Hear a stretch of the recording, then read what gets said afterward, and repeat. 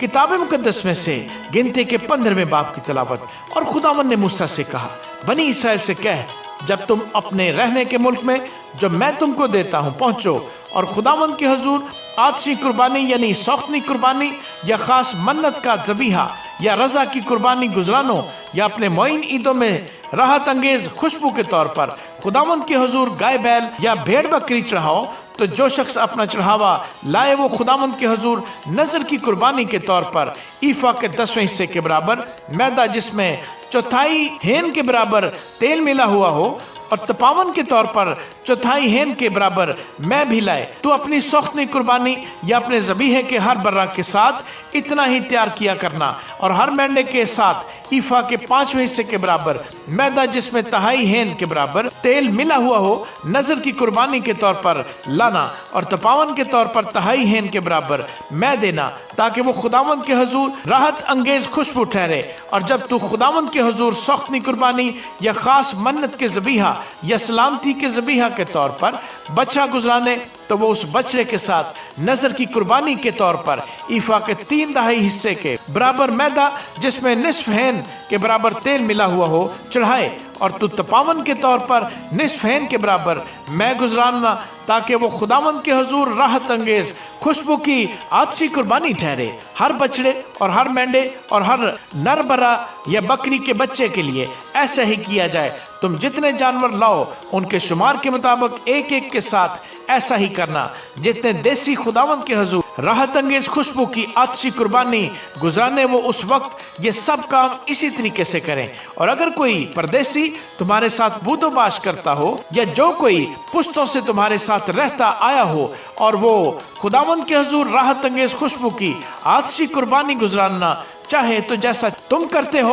वो भी वैसा ही करे, मजमा के लिए यानी तुम्हारे लिए और उस परदेसी के लिए जो तुम में रहता हो, नस्ल दर नस्ल सदा एक ही आइन रहेगा। खुदावंद के आगे परदेसी भी वैसे ही हो जैसे तुम हो। तुम्हारे लिए और परदेसियों के लिए जो तुम्हारे साथ रहते हैं एक ही शरा और एक ही कानून हो। और खुदावंद ने मूसा से कहा कि बनी इसराइल से कह, जब तुम उस मुल्क में पहुंचो जहां मैं तुमको लिए जाता हूं और उस मुल्क की रोटी खाओ तो खुदावंद के हुजूर उठाने की कुर्बानी गुजराना तुम अपने पहले गूंदे हुए आटे का एक गिरदा उठाने की कुर्बानी के तौर पर चढ़ाना। जैसे खिलहान के उठाने की कुर्बानी को लेकर उठाते हो वैसे ही इसे भी उठाना। तुम अपनी पुश्त दर पुश्त अपने पहले ही गूंदे हुए आटे में से कुछ लेकर उसे खुदावंद के हुजूर उठाने की कुर्बानी के तौर पर गुजराना। और अगर तुमसे भूल हो जाए और तुमने उन सब हुक्मों पर जो खुदावंद ने मूसा को दिए अमल ना किया हो, यानी जिस दिन से खुदावंद ने हुक्म देना शुरू किया उस दिन से लेकर आगे आगे जो कुछ हुक्म खुदावंद ने तुम्हारी नस्ल दर नस्ल मूसा की मार्फत तुमको दिया है उसमें अगर सहवन कोई खता हो गई हो और जमायत उससे वाकिफ ना हो तो सारी जमायत एक बछड़ा सौख्तनी कुर्बानी के लिए गुजराने, ताकि वो खुदावंद के हुजूर राहत अंगेज खुशबू हो और उसके साथ शरा के मुताबिक उसकी नज़र की कुर्बानी और उसका तपावन भी चढ़ाए।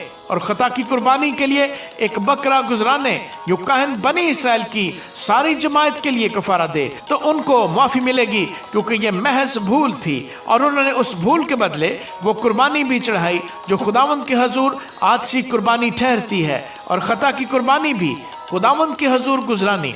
तब बनी इसराइल की सारी जमायत को और उन परदेसियों को भी जो उनमें रहते हैं माफ़ी मिलेगी, क्योंकि जमायत के एतबार से ये सहवन हुआ। और अगर एक ही शख्स सहवन खता करे तो वो यकसाला बकरी खता की कुर्बानी के लिए चढ़ाए। यू काहन उस शख्स की तरफ से जिसने सहवन खता की उसकी खता के लिए खुदावंद के हुजूर कफारा दे तो उसे मुआफ़ी मिलेगी।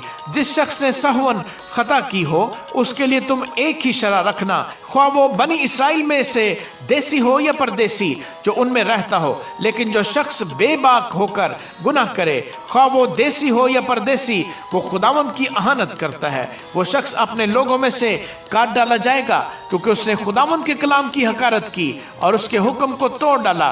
वो शख्स बिल्कुल काट डाला जाएगा, उसका गुनाह उसी के सर लगेगा। और जब बनी इसराइल बियाबान में रहते थे उन दिनों एक आदमी उनको सब्बत के दिन लकड़ियां जमा करता हुआ मिला اور جن کو وہ لکڑیاں جمع کرتا ہوا ملا وہ اسے موسیٰ اور ہارون اور ساری جماعت کے پاس لے گئے۔ انہوں نے اسے حوالات میں رکھا کیونکہ ان کو یہ نہیں بتایا گیا تھا کہ اس کے ساتھ کیا کرنا چاہیے۔ تب خداوند نے موسیٰ سے کہا کہ یہ شخص ضرور جان سے مارا جائے۔ ساری جماعت لشکرگاہ کے باہر اسے سنگسار کرے۔ چنانچہ جیسا خداوند نے موسیٰ کو حکم دیا تھا اس کے مطابق ساری جماعت نے اسے لشکرگاہ کے باہر لے جا کر سنگسار کیا اور وہ مر گیا۔